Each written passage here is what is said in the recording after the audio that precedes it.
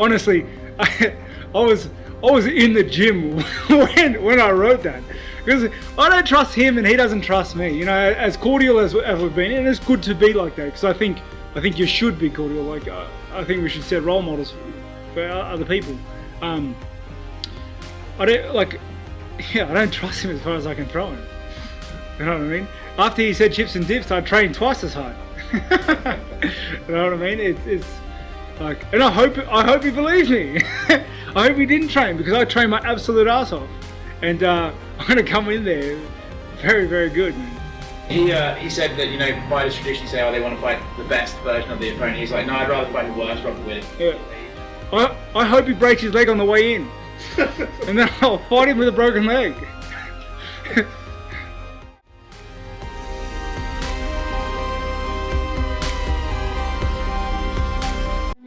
It is, but it doesn't make a difference. You want beef, you're gonna get beef, and you want nice, you're gonna get nice. I'm that guy, you know, where I won't try to build something that's not. Like, how can I build animosity with Rob, who I genuinely believe is just a nice guy? You know, how can I do that? So as I've said to you all the time, you're always gonna get honesty, and the whole fan base is all gonna get honesty from Till. So, you know, I'm not gonna try to build anything that isn't. We're both nice people to each other. We've had a laugh on social media, so that's just how it is. But whether I like it or I don't like it, I'm still gonna try and annihilate you, and I do that to my teammates. So imagine what I'm gonna do to someone who's not my teammate, and I'm sure he's gonna do the same. So it's just, I'm not even thinking about the fight. I'm talking about it now. I'm still not even thinking about it. I'm just want to crack on with this week and fight and then go home.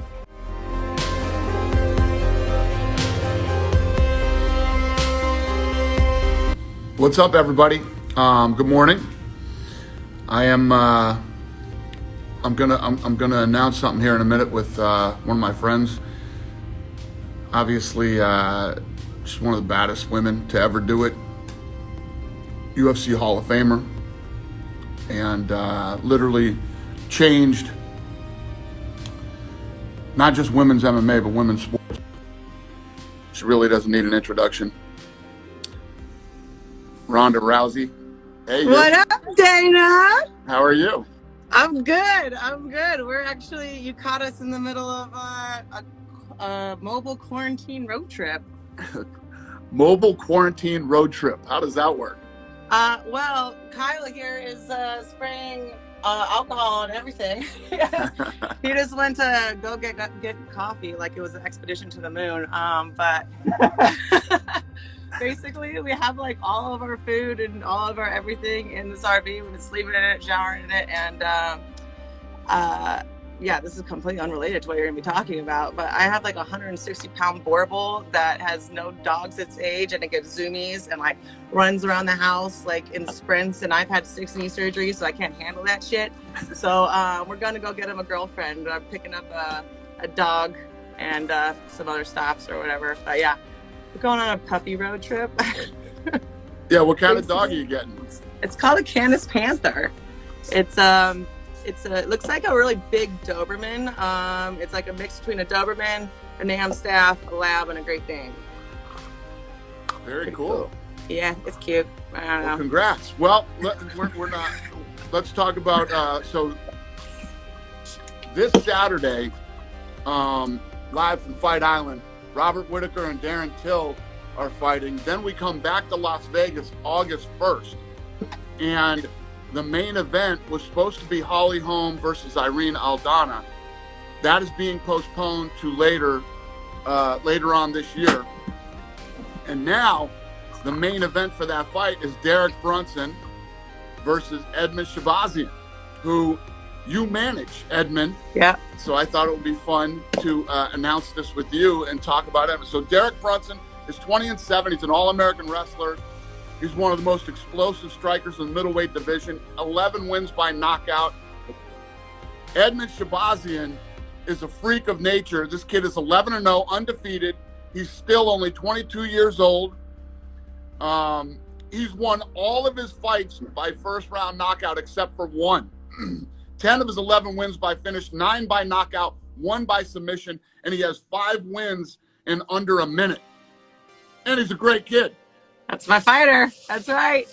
Yeah, little Ed, he's been special. You know, we always call him like Neo. He's the one, and like he is that first of the first generation of kids that only did MMA. He was obsessed with MMA when I was training at the gym. He was actually my my like throwing dummy for my Carmouche open workout. He was 15 years old. He was like still like bigger than me, but you know, he was like one of my training partners, and you know, he learned arm bars from me. He was getting beat up by me, and he was in the, you know, the gym at a very pivotal time. And him and his brother would just like be like show up with like 10th Planet books and like completely like obsessed. I've never seen like kids more obsessed with MMA, and then it was like the first generation of that. You know, like I came up in, you know, judo and other things, and MMA became a thing that everyone else had to adjust to when they were already experts at something else.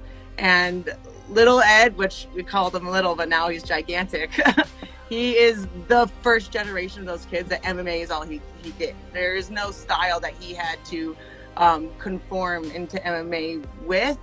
MMA is his style, and he is like, it's not like he's just mediocre at everything. Like he is just fucking awesome at everything. Like this kid started off like destroying everyone in grappling tournaments and destroying everyone in boxing tournaments, and then when he started like doing MMA, it was just a no-brainer. Like we assumed that he was going to break John Jones' record as the youngest UFC champion, and now like a global pandemic might slow that progress down a little bit for that exact record, but not much. We were only off for like 6 weeks or something like that. Yeah, I know, which is insane, but it just speaks to the inevitability of his championship reign. Like it's not if, it's when. This kid is special. He is one in a generation, and I know what the fuck I'm looking at, and you know what you're looking at, and it's interesting to finally be in this time where everyone else is starting to take notice, you know, because he's such a sweet and quiet kid,